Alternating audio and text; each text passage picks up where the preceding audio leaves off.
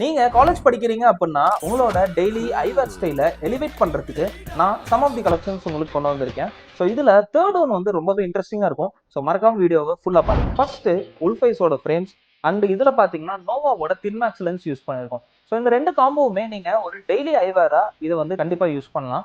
அது மட்டும் இல்லாம இந்த லென்சஸ் பாத்தீங்கன்னா உங்களுக்கு எட்ஜ் டு எட்ஜ் வரைக்கும் விஷன் ரொம்பவே ஷார்ப்பா இருக்கும். செகண்ட் பாத்தீங்கன்னா ஒரு திக்கான அசிட்டேட் ஃப்ரேம் அண்ட் இது கூட கிரிசாலோட ராக் லென்சஸ் யூஸ் பண்ணிருக்கோம்.